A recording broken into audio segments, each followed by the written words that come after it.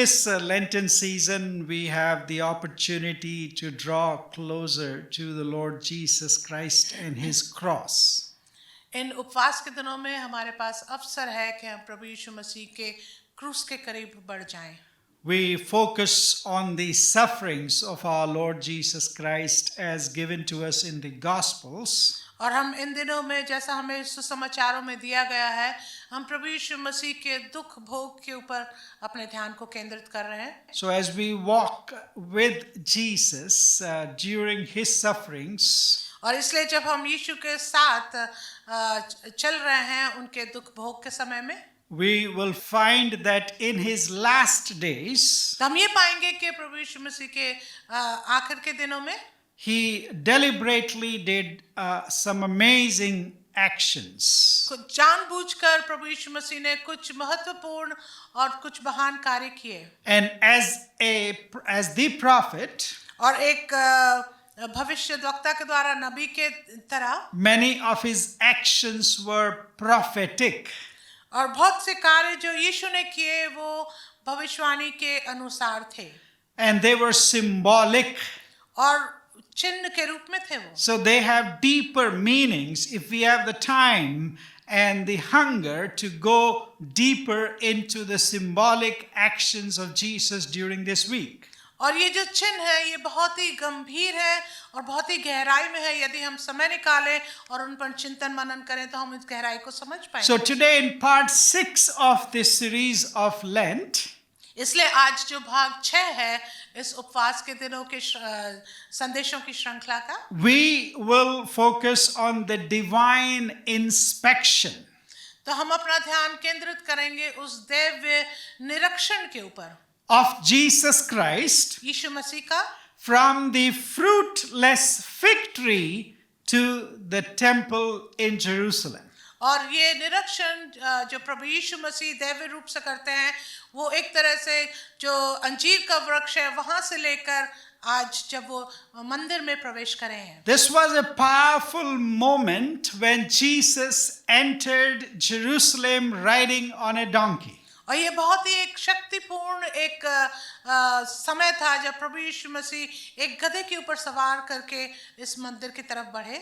But then He also quietly entered the temple that very day. और फिर बड़े शांत रूप से प्रभु यीशु मसीह उस मंदिर में उसी दिन प्रवेश भी किए। There He did not do anything. वहां उन्होंने कुछ नहीं किया। But He was keenly observing what was going on in the temple and in and around Jerusalem that day. और इस दिन प्रभु यीशु मसीह बहुत ही ध्यानपूर्वक सब कुछ जो वहाँ चल रहा था मंदिर में, मंदिर के अंदर और पूरे यरूशलेम के चारों तरफ, उसमें बहुत ही बारीकी से प्रभु यीशु मसीह ध्यान कर रहे हैं। And the next day, as you know, और जैसे आपको मालूम है दूसरे दिन Jesus returned to Jerusalem. प्रभु यीशु मसीह वापस यरूशलेम में आए। And then He drove out the money changers and cleansed the temple. और तब प्रभु यीशु मसीह ने उस मंदिर की सफाई की और जितने पैसे का धन का लेन देन कर रहे थे उनकी टेबल को उन्होंने पलट दिया। But this action of Jesus, which sometimes we think is just not like Jesus, और ये कार्य जो यीशु ने किया जो कई बार हम ऐसा सोचते हैं कि यीशु की तरह का ये कार्य नहीं था। it was not in anger, it was not in the spur of the moment that He became angry and drove all the money changers away. और ये ऐसा नहीं था कि यीशु ने एक क्षण भर में और उसी क्षण में गुस्सा होते हुए या बस यूं ही सब बातों को कर दिया, गुस्सा दिखा दिया और मेज को पलट दिया। But He had already keenly observed. लेकिन बहुत ही ध्यानपूर्वक प्रभु यीशु मसीह ने उसको देखा था। He discerned. और उससे उन्होंने परखा था। He withdrew. और फिर वो वापस वहां से हटे थे। He prayed and pondered over it overnight. और प्रभु यीशु मसीह ने रात भर उसके लिए प्रार्थना करी, उस पर चिंतन किया। And then He comes back. फिर वो वापस आते हैं। And did two things. और फिर दो बातें करी। He cursed a fig tree. उन्होंने एक अंजीर के वृक्ष को श्राप दिया। And He also cleansed that temple. और उन्होंने उस मंदिर की सफाई भी करी। But how is that worked out? Let's see. Let's read the scriptures in Mark chapter 11. और हम ये देखेंगे ये सब कैसे हुआ है, इसके लिए हम वचन में जाएंगे जो कि पाया जाता है मरकुस रचित सुसमाचार उसका 11 अध्याय And verses 1 through 17 we shall read in these slides. और आयत 1 से 17 तक हम पढ़ेंगे. Thank you. May the Lord bless the reading and hearing of His powerful word. परमेश्वर अपने वचन के पढ़े और सुने जाने पे आशीष दे. So Jesus, we see here riding on a donkey into Jerusalem. और हम यहाँ देखते हैं कि प्रभु यीशु मसीह एक गधे पर सवार होकर यरूशलेम में प्रवेश कर रहे हैं. This was a symbolic and a prophetic action on the part of Jesus. और यीशु मसीह के द्वारा ये एक चिन्ह के रूप में और एक भविष्यवाणी को पूरा होने के विषय में ये कार्य किया गया था. Jesus was coming there यीशु वहाँ आ रहे थे not to conquer the Romans and free Israelites by violence. और रोमियो के ऊपर चढ़ाई करने के लिए नहीं या किसी प्रकार का लड़ाई झगड़ा करने के लिए नहीं, But he was coming as a savior who will act in all humility. लेकिन प्रभु यीशु मसीह प्रवेश कर रहे थे एक शांति के राजकुमार की तरह, एक उद्धारकर्ता की तरह, पूरी नम्रता और दीनता के साथ. This is also symbolized और ये इस बात को भी चिन्हित करता है by the shouts that the crowds were shouting, जैसे भीड़ उसके चारों तरफ नारे लगा रही थी, Hosanna. होशन्ना. That is, save us now, because they wanted a savior, they wanted a Messiah. क्योंकि वो चाहते थे कि हमें बचा, वो एक मसीहा की खोज में थे कि उनको छुड़ाया जाए. And of course, some of them और जरूरी है कि उनमें से कुछ wanted him to act like a violent Messiah who will overcome the Romans and deliver them from their colonization. और उनमें से कुछ लोग चाहते थे कि यीशु उन सब के ऊपर चढ़ाई करके एक गुस्से वाला एक जन बनकर रोमियो के ऊपर चढ़ाई करके उनको आजादी दे. But Jesus had a different liberation, a different revolution in mind. लेकिन प्रभु यीशु मसीह के हृदय में, जहन में एक दूसरे प्रकार की क्रांति थी. Not from Rome, but from their sins. उन रोमियो से छुड़ाने के लिए नहीं, लेकिन उनको पापों से छुटकारा देना. And that saving came not through the sword, और ये जो बचाने का कार्य था ये तलवारों के द्वारा नहीं, but through the sacrifice of himself on the cross. लेकिन ये स्वयं प्रभु यीशु मसीह के बलिदान के द्वारा जो उन्होंने क्रूस पे किया उसके द्वारा दिया गया. And after he has entered Jerusalem, और जब प्रभु यीशु मसीह ने यरूशलेम में प्रवेश किया, he leaves the crowds behind, वो भीड़ को पीछे छोड़ देते हैं, quietly enters the temple over there. चुपचाप से वो उस मंदिर में जो है प्रवेश करते हैं. And I can imagine him entering like a king, but very quiet, very composed, and keenly observing everything. और मैं इस तरह से तस्वीर में देखता हूँ कि वो एक राजा की तरह प्रवेश कर रहे हैं, लेकिन बहुत ही शांत हैं और बहुत ही ध्यानपूर्वक सब चीजों पर को देख रहे हैं बारीकी से. As the king who has authority over this place, और इस प्रकार से जैसे एक राजा जिसके पास अधिकार है इस जगह के ऊपर, coming to his own place, अपनी ही जगह पे आते हैं. because this was a temple for the worship of God. क्योंकि ये जो आराधनालय था, जो मंदिर था, ये परमेश्वर की आराधना के लिए था. And he very keenly observes everything that was going on there.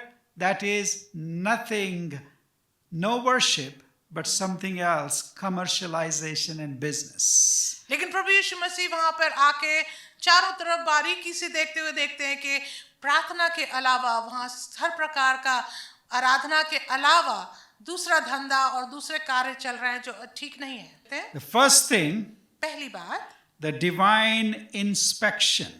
और बड़े दिव्य रूप से प्रभु यीशु मसीह उसका निरीक्षण करते हैं. Jesus looks around at everything.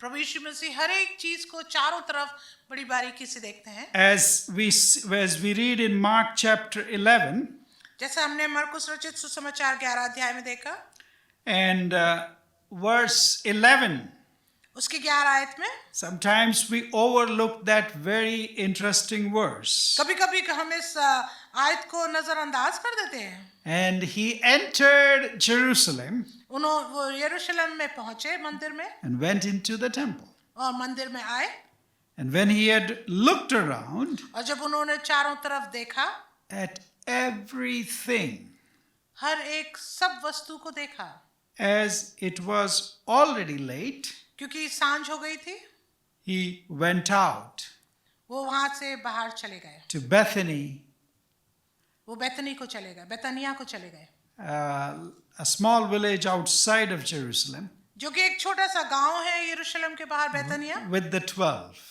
अपने 12 चेलों के साथ। See, so Jesus comes, यीशु आते हैं, he observes everything. ध्यान से सब कुछ देखते हैं, He looks at everything very closely, बहुत ही बारीकी से सब कुछ देखते हैं। what he sees there. वहां वो क्या देखते हैं? What was the purpose of that temple? उस मंदिर का उद्देश्य क्या था? What was supposed to be there? वहां क्या होना चाहिए था? What was the reality there now? और वहां इस वक्त वास्तविकता क्या थी?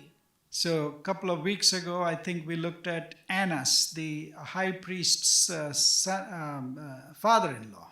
और हमने कुछ हफ्ते पहले एक महायाजक के विषय में देखा था। He and his family वो और उनके परिवार had a very lucrative business going inside the temple. उनका परिवार जो था एक बड़े धंधे को चला रहा था उस मंदिर के भीतर। Everybody who came to the temple from all around the world to celebrate the Passover और जो भी ये फसह का पर्व मनाने के लिए चारों तरफ दुनिया भर से उस मंदिर में प्रवेश करता था, had to pay a temple tax. उनको उस मंदिर का कर देना पड़ता था। But the only currency that was accepted there was the local currency. परंतु केवल जो करेंसी वहाँ इस्तेमाल होती थी वो थी वहीं की जो स्थानीय currency. So everybody has to bring in their currency and get it exchanged into the temple accepted currency of the Jerusalem that time. और इसलिए चारों तरफ से जो लोग आते थे अपनी अपनी करेंसी के साथ, जब वो मंदिर में आते थे तो उनको उस स्थानीय करेंसी में परिवर्तन करना पड़ता था। That's why a great business of money changers who will exploit people, and it was provided right inside the temple precincts. और ये बहुत ही एक बड़ा धंधा चल रहा था मंदिर के भीतर, क्योंकि इसमें बहुत पैसा बनाना होता था। And now Jesus not only sees that, but he also sees there were animals that were brought in for sacrifice. और न केवल ये देखा यीशु ने, लेकिन उन्होंने देखा कि वहाँ पे जानवर भी लाए जा रहे थे जो बलिदान के लिए लाए जाते थे। You could not bring any kind of animal and get it sacrificed in the temple. और मंदिर में कोई भी जानवर को यूं ही लाकर आप बलिदान नहीं कर सकते थे। But it had to be certified. लेकिन उसके ऊपर सर्टिफिकेशन होना चाहिए था। So the high priest and his family were in the business of certifying and selling these. Hey, buy from right here from us, and you will be assured that it will be accepted. और जो महायाजक का जो परिवार था वो इसके ऊपर स्टैंप लगाता था कि तुम यहाँ से खरीदोगे तो तुम्हारा ये बलिदान जरूरी है कि स्वीकार किया जाएगा। And of course, they were charging exorbitant prices from these people who came from all over the world to sacrifice in Jerusalem. और जो लोग दुनिया भर से यहाँ पर बलिदान करने के लिए इस मंदिर में आते थे उनको बहुत भारी कर देना पड़ता था। And so now when Jesus sees all of that, और अब जब यीशु इन सब को देखते हैं, I see it as a divine inspection of his own place of worship. तो मैं ये देखता हूँ कि प्रभु यीशु मसीह एक दैवीय निरीक्षण करते हैं अपने ही स्थान का, जो कि एक आराधना का स्थान होना चाहिए। And then we also see और फिर हम ये भी देखते हैं the divine inspection to prophetic action. और एक ऐसा दैवीय निरीक्षण प्रभु यीशु मसीह करते हैं जो उनका नबूवत का एक कार्य था। Jesus withdrew after he had seen what was going on in the temple. और प्रभु यीशु मसीह जब इन सब बातों को देखे जो मंदिर में चल रहे थे, उसके बाद वो वहां से चले गए। Then he also does something about it. लेकिन उसके बाद फिर वो कुछ करते हैं उसके लिए। Verse 15 and to verse 17 say, 15 से 17 आयत में, they came to Jerusalem, and he entered the temple and began to drive out those who sold and those who bought in the temple. And what did he do? He overturned the tables of the money changers and the seats of those who sold pigeons. And he would not allow anyone to carry anything through the temple. और 15-16 आयत में लिखा, फिर वे यरूशलेम में आए और वो मंदिर में गया और वहाँ जो लेन देन कर रहे थे उन्हें बाहर निकालने लगा।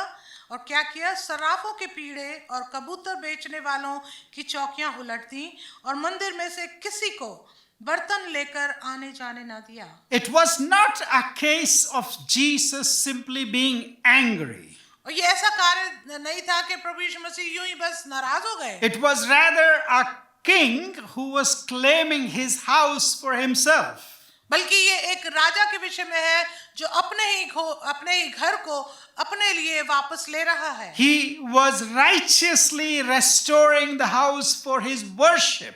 और प्रभु यीशु मसीह धार्मिक तौर से अपने ही घर को आराधना के रूप में वापस ले रहे थे। He was judging what he saw in the temple. और प्रभु यीशु मसीह उस बात का न्याय कर रहे थे जो उन्होंने देखा था मंदिर में होते हुए। And this cleansing of the temple, और इस मंदिर के सफाई के दौरान it was both symbolic as well as literally cleaning. और ये एक चिन्ह के रूप में भी था और ये देखा जाए तो पूरी रीति से सफाई के रूप में भी था। He was seeing the fruitlessness of the temple and its worship. और प्रभु यीशु मसीह यहाँ देख रहे थे कि वहाँ कोई भी फल दिखाई नहीं दे रहा था और कोई आराधना नहीं दिखाई दे रही। And the worship and the whole system that had become corrupt. और जो भी कार्य चल रहा था, जो भी आराधना का वहाँ जगह थी, वो सब पूरी रीति से करप्ट हो चुका था। And it had become commercialized. और पूरी तरह से उसको धंधे का रास्ता जगह बना ली। And it had become exclusive only for the Jewish people. और ये केवल यहूदी लोगों के लिए ही बन गया था। And that's why Jesus had to remind them इसलिए यीशु को उन्हें याद दिलाना पड़ा what Isaiah in chapter 56 and Jeremiah in chapter 7 have already said through their prophecies. जो यशाया और यिर्मयाह ने पुराने नियम में अपनी भविष्यवाणियों में पहले ही कह दिया था। And what is it? और ये भविष्यवाणी क्या That है? my house shall not be a den of robbers, rather it will be a house of prayer for all the nations. और इस भविष्यवाणी में कहा गया है कि मेरा घर प्रार्थना का घर कहलाएगा, ना कि डाकुओं की खो। And third action that Jesus did on the next day, और तीसरा कार्य जो यीशु ने किया अगले दिन, he cursed a fig tree as he was walking back to the temple the next day. जब दूसरे दिन प्रभु यीशु मसीह वापस मंदिर की ओर बढ़ रहे थे तो उन्होंने एक अंजीर के वृक्ष को श्राप दिया। On casual reading, और यदि हम यूं ही उसको पढ़ें, it looks like why would Jesus do that and why would Mark write this action here? What does it have to do with the temple and the cleansing of the temple?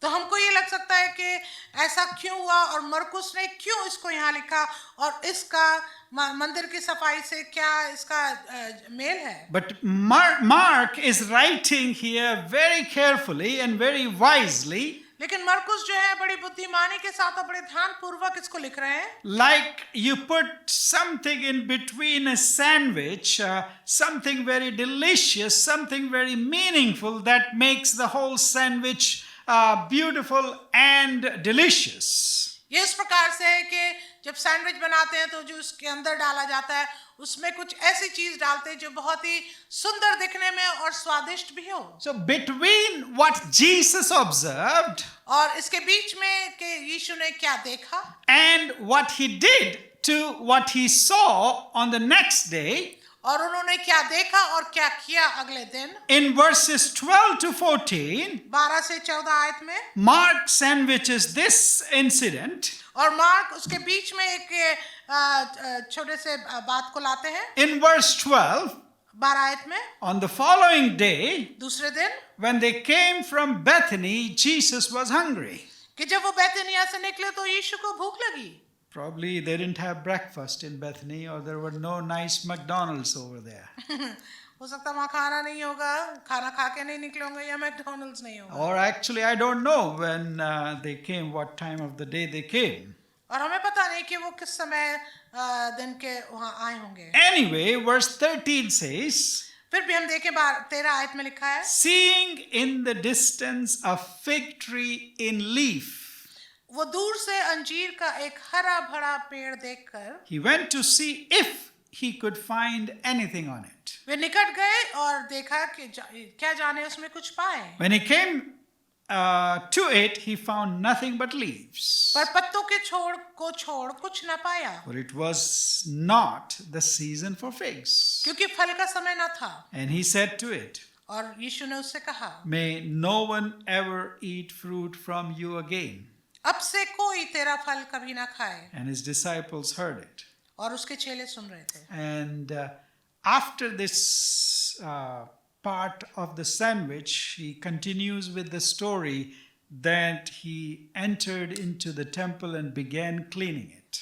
और ये बात बताने के बाद जैसा हमने एक sandwich के रूप में देखा, मरकुस आगे बढ़ते हैं कि यीशु मंदिर की तरफ बढ़े सफाई करने के लिए। These two incidents are not different from each other, but they are related and they interpret each other. और ये जो दोनों हिस्से हैं, अंजीर का वृक्ष और मंदिर की सफाई, ये अलग-अलग नहीं है, ये एक दोनों से मेल खाते हैं। The fig tree जो अंजीर का वृक्ष है, represents the temple, वो मंदिर को दिखाता है, is full of leaves, जिसमें पत्ते भरे हुए हैं, full of all the propaganda, full of all the activities, full of all the sacrifices, full of all the money-changing noise, and everything that is going on in the temple is represented in a tree that is full of leaves. और जो हरा भरा पेड़ है, ये हर उस बात को मंदिर का दिखाता है जिसमें सब कार्य चल रहे हैं, सारे प्रकार के बलिदान हो रहे हैं, पैसों का लेन देन हो रहा है, सब कुछ हो रहा है। But what it doesn't have prominently is no fruit. लेकिन जो विशेष तौर से जो होना चाहिए वो नहीं है, जो है फल। It looked alive, देखने में तो जीता जागता but लगता है, it was spiritually dry and barren and useless and fruitless. लेकिन आत्मिक रूप से बिल्कुल सूखा हुआ, बिल्कुल किसी फल के बिना किसी फल के दिखाई देता है। And therefore now Jesus, इसलिए अब यीशु by cursing this tree, इस अंजीर के वृक्ष को श्राप देने के by द्वारा, judging this tree, इस पेड़ का न्याय करने के द्वारा, is acting out a parable in symbols. ये एक दृष्टांत को ऐसा बोल रहे हैं जैसे चिन्ह के रूप में। It's not just to condemn it, इसलिए नहीं कि केवल दोष लगाने के but द्वारा, to redeem it. परंतु उसको छुटकारा So देने। after this incident, he goes into the temple, और ये ऐसा होने के बाद यीशु मंदिर में प्रवेश करते हैं, he judges it, वो उसका न्याय करते हैं and starts to restore it. और वापस उसको अपनी तरफ खींचने लगते हैं। So that is the purpose of Jesus doing these two actions one after the other. और यही उद्देश्य है प्रभु यीशु मसीह का एक के बाद एक करने के लिए। So now, fourthly, अब चौथी बात हम देखेंगे, we see in the actions of Jesus और यीशु के इन कार्यों में हम देखेंगे four main principles or models for our discipleship. हम 4 सिद्धांतों को देखेंगे जो हमारी शिष्यता के लिए आवश्यक है। As we walk with Jesus in this Christian life, अब जब हम यीशु के साथ चलते हैं इस मसीही जीवन में, we should be also observing our world, our worship, our churches, our spirituality very, very keenly. तो हमें भी बहुत ही बारीकी से अपना कार्य, अपनी कलीसिया, अपनी आराधना, अपना सब कुछ बहुत ही ध्यान पूर्वक देखना है। Remember Mark 11 verse 11. आप याद करें मरकुस 11 उसकी 11 आयत। Jesus looked around at everything. यीशु ने चारों तरफ देखा बहुत ही ध्यान पूर्वक। He didn't rely on rumor. वो इधर उधर की बातों पे झूठी बातों पर विश्वास नहीं कर He रहे। didn't assume things. उन्होंने यूं ही बातों को सोच नहीं लिया। He saw the reality for what it was in the temple with his own eyes. अपनी ही आंखों से यीशु ने वास्तविकता को मंदिर के अंदर देखा। Do we take time to really see and observe and learn?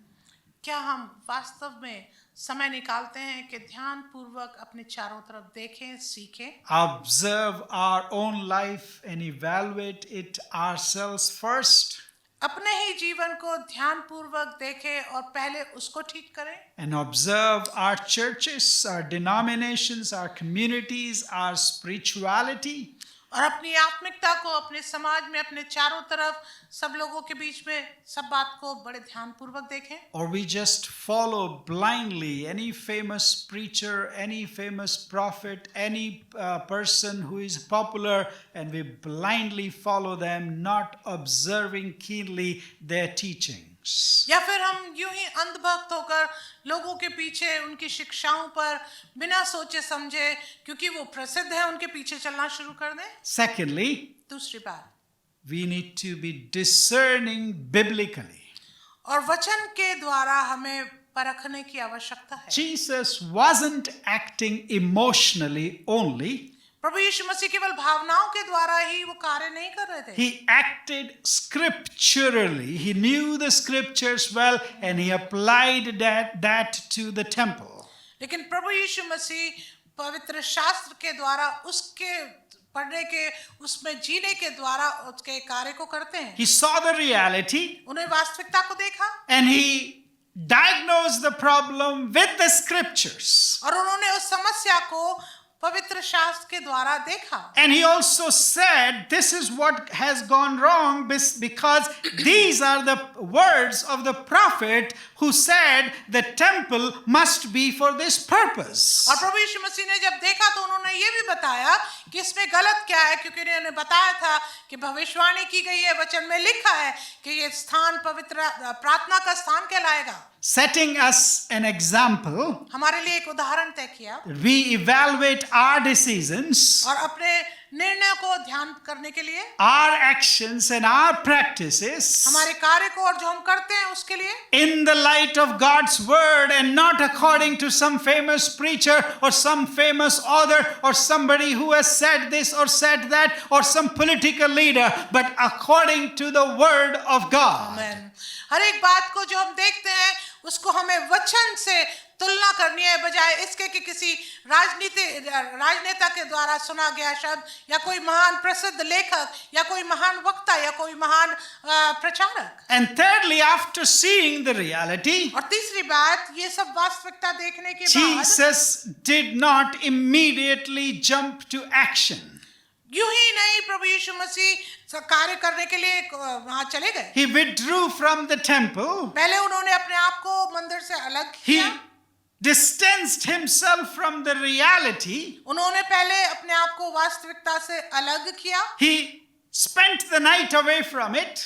एक रात उसके दूर रहकर बिताई। And I'm pretty sure he must have pondered and prayed over what he observed. और मैं पूरी तरह से इसको जानता हूँ और मानता हूँ कि प्रभु यीशु मसीह ने रात में इन बातों के ऊपर विचार किया होगा, उसके लिए प्रार्थना की होगी। Before deciding to do anything about it. इससे पहले कि वो कुछ निर्णय ले कोई कार्य करने के लिए। And he did not just leave after prayer. और के प्रार्थना के बाद तुरंत ही उन्होंने वहीं से निकल You know, गए। sometimes when we face the reality, कम से कम क्या होता है जब हम ज्यादातर जब हम वास्तविकता के सामने आते हैं, we observe the wrongdoings in the church. हम गलत बातों को देखते हैं जो कलीसिया में हो रही हैं, We see corrupt leaders. और हम करप्ट अगुवों को देखते हैं, And what we say और हम क्या कहते हैं? often is just let's pray about it and everything will be all right. और हम कहते हैं कि चलो हम इसके लिए प्रार्थना करें, सब कुछ ठीक हो जाएगा। No, my dear ऐसा friends. नहीं है मित्रों। The fourth thing that Jesus did, जो चौथी बात यीशु करते हैं, he acted courageously. बड़े साहसपूर्ण उन्होंने इस कार्य को किया। He returns to the temple, वो वापस आते हैं मंदिर की तरफ, determined, बहुत ही निश्चय करने के बाद, resolved पूरी बात के लिए ध्यान to करते हैं deal with the reality, कि वास्तविकता से कैसे उनको सामना करना to है। reclaim the temple for God, उस मंदिर को परमेश्वर के लिए वापस ले लें, to restore what it was meant for. उस मंदिर को उसके लिए वापस ले लें जिसके लिए वो बनाया गया, That is for worship alone, जो कि है केवल आराधना के लिए, and that too not exclusively to one people group, और वो भी केवल एक ही झुंड के लिए नहीं, but for the whole nations. लेकिन पूरे राष्ट्रों के लिए, पूरी दुनिया के लिए, And to remove any hurdle और किसी भी हर्डल को, बैरियर को निकालने के लिए in the path of those who truly wanted to worship this living God. और कोई भी रुकावट ना आए उन लोगों के लिए जो बड़ी सत्य हृदय के साथ, भक्ति के साथ उस आराधनालय में आते थे So आराधना के लिए। Jesus overturned what needed to go away from the temple. और प्रभु यीशु मसीह ने हर एक उस बात को उलट पुलट कर दिया जो उसको मंदिर से बाहर जाना था। Jesus disrupted what was holding people from praying to the living God. और प्रभु यीशु मसीह ने हर एक उस बात को अलग किया जो रोक रही थी परमेश्वर के लोगों को प्रार्थना में जाने के लिए, प्रार्थना करने के लिए, आराधना करने के लिए। Today, my dear friends, मेरे मित्रों, आज as the followers of our Lord Jesus Christ, यीशु के चेले होने के नाते we are also called to act, हमें भी बोला गया है कि हम भी कार्य करें, not out of rage and anger, गुस्से में नहीं, but out of righteous love for the people of God and for the worship of the living God. लेकिन धार्मिक प्यार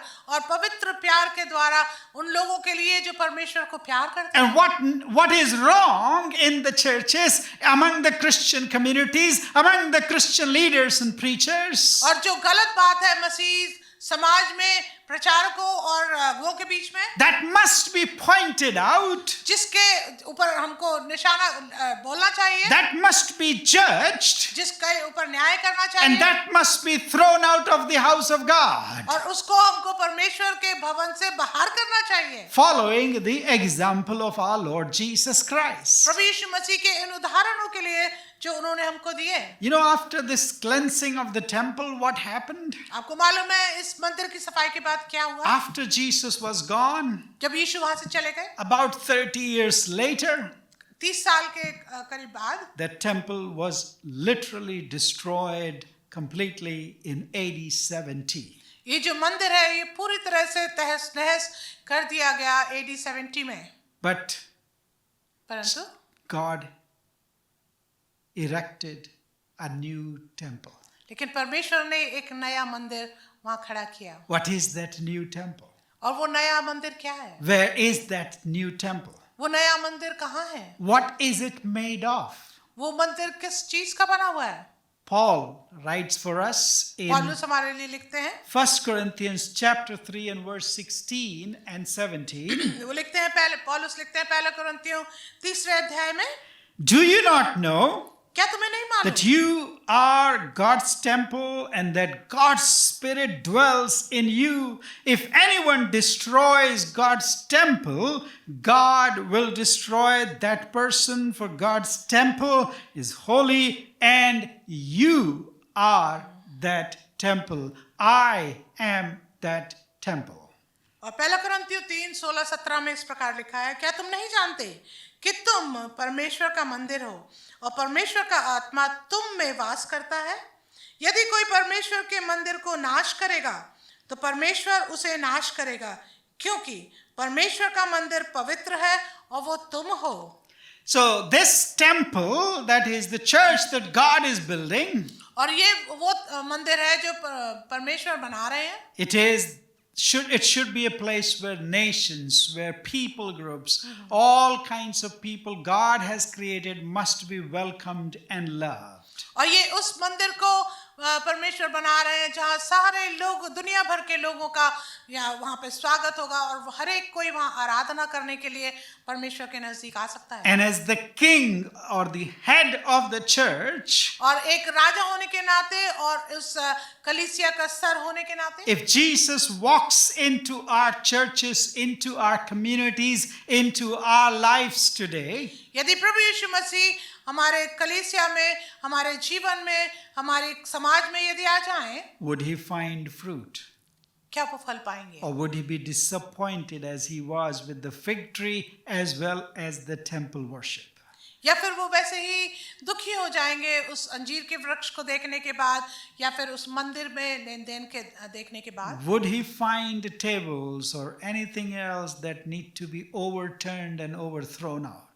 क्या वो ऐसी मेजें पाएंगे, क्या वो ऐसे लेन देन करने वाले पाएंगे जिनको पलटने की, भगाने की जरूरत है? This holy week of Lent, और ये जो पवित्र सप्ताह है उपवास के दिनों का, let us observe keenly and invite Jesus not just to inspect our lives but also our churches and our beliefs and our practices. तो हम इन दिनों में प्रभु यीशु मसीह को अपने जीवन में बुलाएं और बहुत ध्यान पूर्वक देखें, और न केवल अपने जीवन को लेकिन अपनी कम्युनिटी को, अपने समाज को, अपनी कलीसिया को, जहां हम रहते हैं वहां पे हम बहुत ध्यान पूर्वक इन सब बातों को देखें। Not only has Jesus made a new temple, न केवल यीशु ने एक नया मंदिर बनाया, but the scripture teaches us लेकिन पवित्र शास्त्र हमें बताता that है the King of Kings जो राजाओं का राजा है, still walks through the temples. कि वो राजाओं का जो राजा है वो अभी भी अपने मंदिर के भीतर चलता फिरता है, That is the church. और वो कलीसिया है। As Revelation chapter 2 and verse 1 says, जैसे प्रकाशित वाक्य दूसरा अध्याय उसकी पहली आयत to the कहती angel है, of the church in Ephesus write, these are the words of him who holds the 7 stars. Ephesus प्रकाशित वाक्य 2:1 में इस प्रकार लिखा है, इफिसुस की कलीसिया के दूत को यह लिख कि जो 7 तारे अपने दाहिने हाथ में लिए हुए हैं, And these stars are the leaders of the churches. और ये जो सोने के 7 दीवटों के बीच में चलता है वो ये कहता है, And then it says, who walks among the 7 golden lampstands. जो 7 तारे अपने, जो 7 दीवटों के बीच में फिरता है। And chapter 1 of the book of Revelation पहला अध्याय प्रकाशित वाक्य का कहता है, tells us that these 7 lampstand means the churches that God has raised on this earth, and Jesus walks among them. यह हमें बताता है कि जो 7 दीवट है ये परमेश्वर का परमेश्वर के दास है, और परमेश्वर उनके बीच में चलता फिरता है। So as Jesus, the King of Kings, the head of the church, तो जो यीशु मसीह जो हमारे जो राजाओं के राजा और जो कलीसिया का सर है, as he is walking among the churches, जब वो इन कलीसियाओं के मध्य में होकर गुजर रहे हैं, he is looking for a house of prayer for all nations. तो वो एक ऐसे प्रार्थना की जगह को देख रहे हैं जो हर एक राष्ट्र के लिए खुला He है। is looking for churches and places where God's power and presence is visible. Amen. वो ऐसी कलीसियाओं को में चलते फिरते ये देख रहे हैं कि क्या परमेश्वर की उपस्थिति दिखाई दे रही है। He is looking for a fruitful life individually as well as in our churches and our communities. व्यक्तिगत रूप से परमेश्वर प्रभु यीशु मसीह एक फलदायक जीवन देख रहे हैं, हमारे कलीसियाओं में भी देख रहे हैं, हम में भी और हमारे समाज में भी So देख रहे that हैं, we will become what God really wants us to be. ताकि हम वो बन जाए जो परमेश्वर चाहता कि हम हों। A house of prayer for all nations. एक प्रार्थना का घर हर एक राष्ट्र के लिए, हर एक लोगों के लिए। A fruitful tree. एक फलदायक पेड़, A temple where God's presence is visible and God's presence overflows to others. एक मंदिर जिसमें परमेश्वर की उपस्थिति बहुतायत से दिखाई दे और उसकी आशीष दूसरों के लिए बड़ी बहने लगे। May God bless us through these words. परमेश्वर इन शब्दों के द्वारा हम सबको आशीष Let's दे। pray. आइए प्रार्थना करें।